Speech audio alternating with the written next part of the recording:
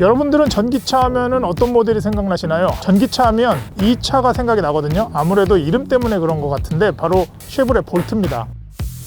네, 안녕하세요. CBS 노컷뉴스 레알 시승기 김승모 기자입니다.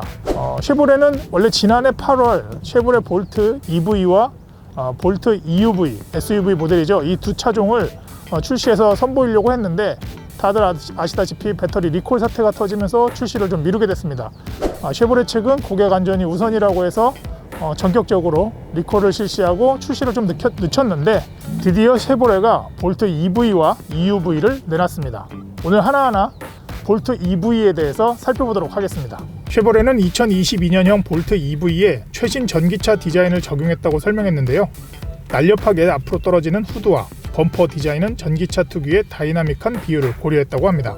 볼트 EV 전면부를 보시면 엠블럼이 있습니다. 블랙 보타이 엠블럼이 있고 이게 그냥 단순한 평면이 아니라 이렇게 만져보시면 오돌도돌 이렇게 튀어나온 듯한 질감을 느낄 수 있습니다. 그리고 볼트 EV의 그 특징은 주간 주행등과 LED 프로젝션 램프가 다 이렇게 위아래로 하나로 이어져 있죠. 운전석 문 바로 앞에 충전구가 있습니다. 자, 충전구가 있고 여기에도 보면은 이제 완속 충전, 급속 충전 모두 할 수 있게 되어 있고요. 트렁크를 좀 보면 사실 이게 자동이 아닙니다. 하지만 알아서 올라가죠. 적당하게 힘을 가하면 자동은 아니지만 자동처럼 올라가 있는 이런 구조를 가지고 있고요. 트렁크 공간은 405리터 기본 적재 공간을 확보하고 있는데 이 받침대부터 그래서 이 부분을 다시 또 들면 아래에 숨겨진 이런 더 보다 확장된 공간도 사용하실 수 있습니다. 네, 쉐보레는 오늘 SUV 모델인 볼트 EUV도 전시 차량으로 이렇게 소개를 했는데요. 안타깝게 시승은 없지만 살펴볼 수 있었습니다. 기본적으로 모든 사양이나 디자인 플랫폼 같다고 보시면 되는데 큰 차이는 헤드라이트 부분이 위아래로 이어져 있던 볼트 EV와 달리 여기는 구분이 되어 있죠. 그리고 엠블럼이 있는 자리가 이 약간 미세한 각을 줘서 차이점을 좀 줬습니다. 가장 큰 차이점이라고 하면 썬루프 같아요. 볼트 EV는 썬루프 제공이 안 되는데 이 EUV, SUV 모델에는 썬루프가 장착이 되어 있습니다. 그리고 뒷부분에 보시면 볼트 EV는 이 정도 위치, 그러니까 후방 카메라가 있는 위치에 있다면 EUV는 훨씬 더 아래에서 열어줘야 트렁크가 열립니다.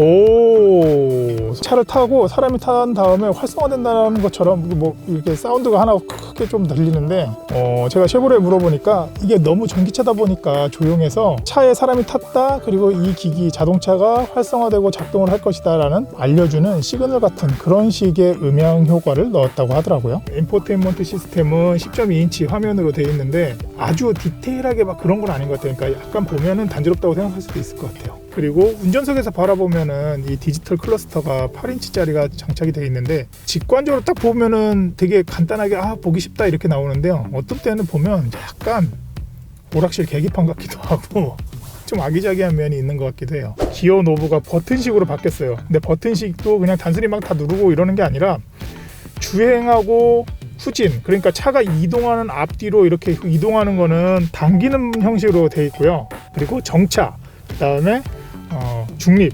위에서는 누르는 형태의 버튼으로 되어 있습니다. 볼트 EV는 비상등이 약간 동승석 쪽으로 많이 치우쳐 있어요. 그래서 이게 약간 이렇게 좀 팔이나 체구가 조금 작으신 분은 이렇게 옮겨서 눌러야 되는.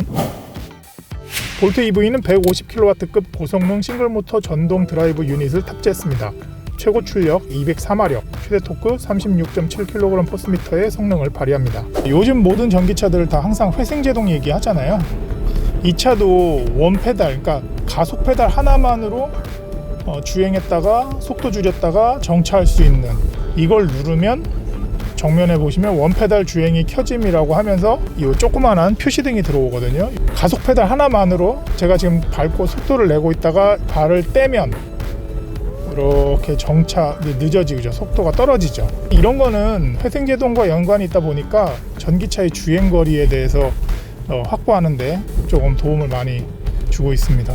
사실 냉정하게 보면은 뭐 좀 다른 차에 비해서는 좀 부족하네 이렇게 생각하시는 수도 있어요. 타보니까 지금 동승석 자리는 기본적으로 자동 시트가 아니에요. 그러니까 의자를 앞뒤로 밀려면 수동으로 그 손잡이를 들었다 놨다 옮겨서 이렇게 옮겨야 되고, 보시면은 썬루프도 없고요. 사실 그런 요소, 옵션 기능들이 좀 몇 가지들은 없는 부분들이 있거든요. 근데 저는 생각했을 때 그런 부분을 조금 포기를 하더라도 이 가격대에서 합리적으로 만들어 이게 그 조절을 할 수 있다고 하면은 오히려 자동차 구매 선택지는 높아진다고 생각을 하거든요. 이 차가 4,130만 원에 지금 차값이 책정이 됐는데, 전기차 국고보증 700만 원은 다 받을 수 있고, 또 지방자치단체에 따른 그 금액도 조금 다를 수는 있지만 전체적으로 다 받는다고 하면 이 차는 4,130만 원이지만 뭐 3천만 원 아래로도 충분히 내려갈 수 있는 그런 가격대를 가지고 있거든요. 요즘 전기차 보통 물론 좋죠.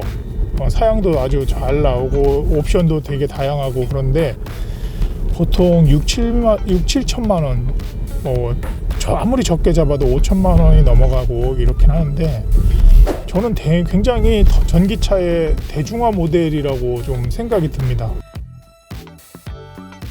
최근에 나온 전기차가 고급화와 대형화를 지향하면서 차값 자체만으로도 많이 올라가고 있는 이런 현상인데, 볼트 EV가 내세우는 가격대는 전기차를 처음 접하는 분이라면 쉽게 좀 매력적으로 고민할 수 있는 그런 영역이 아닌가, 범위가 아닌가, 이런 생각을 좀 해봤습니다. 아주 안락한 이런 편의사양들이 다 포함되어 있지는 않겠지만, 일상생활을 중심으로 한 도심주행은 물론 야외 활동까지 즐길 수 있는 볼트 EV, 굉장히 매력적이라고 생각합니다. 레알 시승기 평점은 8.3점입니다. 지금까지 CBS 노컷뉴스 레알 시승기 김승모 기자였습니다. 감사합니다.